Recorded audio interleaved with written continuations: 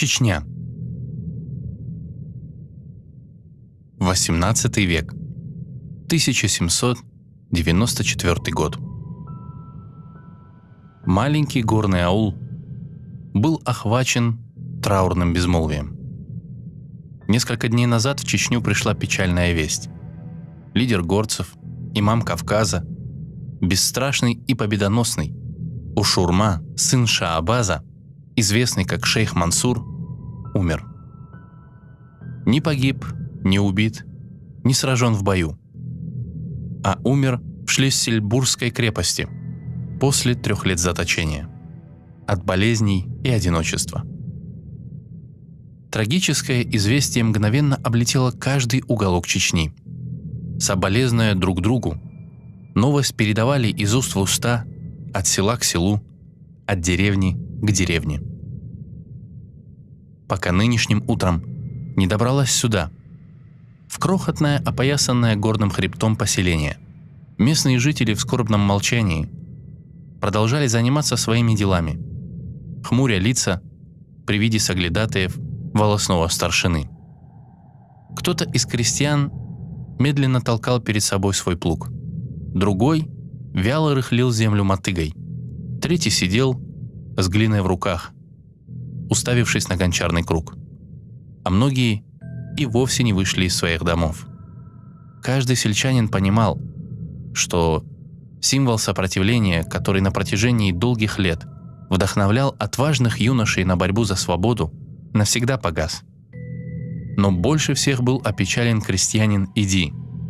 Мрачный, погруженный в себя, хромая, бродил он по аулу, бросив все дела, периодически приговаривая: «Так не должно происходить. Воины так не умирают».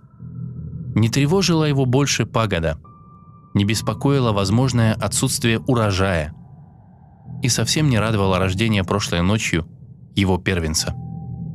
Ближе к вечеру, терзаемый чувством бессилия, Иди пришел домой.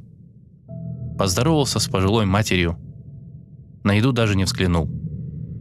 Только бросил пару дров в печь и прошел в комнату, где в кровати жена кормила его новорожденного сына.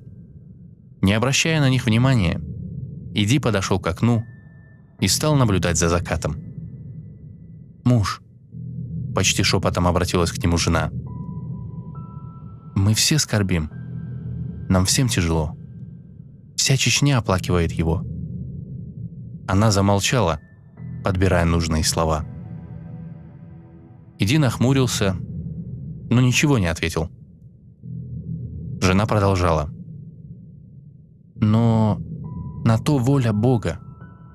А нам остается только помнить, если человека не предавать забвению, он будет жить вечно».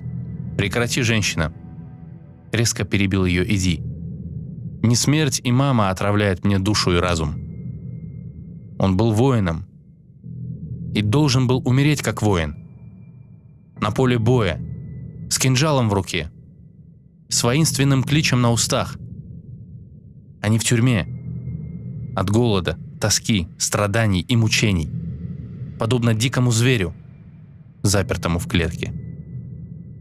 Но и это не является причиной печали в моем сердце, ибо нет у меня сомнений, что история воздаст имаму Кавказа все почести сполна.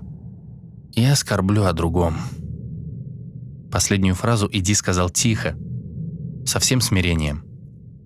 Солнце уже скрылось за горами, и в небе появились первые звезды.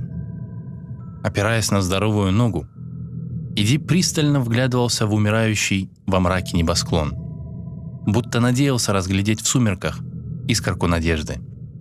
С последними лучами солнца угасла величайшая эпоха в истории нашего народа. Спокойно сказал он. Наступила долгая ночь, и рассвета не будет никогда. Голос Иди становился тверже. Век героев прошел. Грядет время дряхлых стариков и беззащитных крестьян, бесчестных старейшин и сладкоречивых льстецов, лживых проповедников и продажных имамов. Это времена мужчин в платьях и скверных женщин, времена лицемеров и подлецов, жалких рабов и гнусных предателей. Тон Иди стал выше. Почти рыча он продолжал: «Лучшие мертвы, а худшие живы. По земле нашей свободно разгуливает урус, размахивая шашкой. Муллы читают проповеди, писанные в казачьих уездах. Старосты выстраиваются в очередь с доносами на самых близких. Глупые юноши, распираемые фальшивой гордостью, щеголяют в царских мундирах. А наши дети будут прислуживать тем, кто убивал наших отцов. Наступает темнота, в которой канут в безвестность имена предков и подвиги героев. И не разбудит нас на рассвете орлиный крик, созывая лучших сыновей на бой. Не заиграет мелодия острой стали, не поднимет вихрь топот тысяч коней, не прозвучит с самой высокой горы боевой клич. Не услышим мы больше или о славных деяниях храбрых мужей, о яростных и ожесточенных сражениях с превосходящими силами противника, о доблестном прорыве конницы сквозь плотные ряды врага. Не будут воспеты конохой, что ежедневно начищали до блеска свою честь и отдавали жизнь, сладострастно идя навстречу смерти. Никто более не поднимется, разбив оковы. Никто не научит нас гордо жить, свирепо сражаться и храбро умирать. И никогда не услышим мы призыв за свободу, что веками наполнял сердца наших отважных предков неистовым бесстрашием, сплачивая их в одно целое, объединяя в несокрушимую мощь, наводившую ужас на всякого, кто встанет у них на пути. Наконец Иди перевел дух и совсем паник, словно исчерпанный сосуд. В его глазах блеснули еле заметные слезы. «Нет, жена, вовсе не храброго имама Кавказа я оплакиваю», — тихо сказал он, «а мою бедную, истерзанную, измученную, но никогда не преклонявшую колено Чечню, которая умерла в ту ночь вместе с шейхом Масуром». После этих слов Иди ничего не добавил. Он продолжал вдумчиво смотреть в окно, за которым медленно поднималась луна. Тихое потрескивание дров в глиняной печи дополняло траурную атмосферу, царившую как в доме Иди, так и во всем ауле. После недолгой паузы он впервые посмотрел на своего первенца. «Я знаю, в честь кого я назову моего сына». Розовый, пухлый младенец лежал на руках матери, хлопая ей еще не до конца раскрывшимися глазками. «Ты опоздал», — робко ответила жена, боясь задеть этими словами мужа. «Нана уже дала ему имя. Нана уже дала ему имя». Иди фыркнул и снова отвернулся к окну. «Всего-то хотел дать сыну имя воина», — сказал он с досадой в голосе, «в память о великом человеке, а не гончара и кожевника». Поистину прошел век героев. Иди помолчал минуту, всматриваясь в ночь. Потом вздохнул и, смягчив тон, спросил: «Ну, и как его зовут?»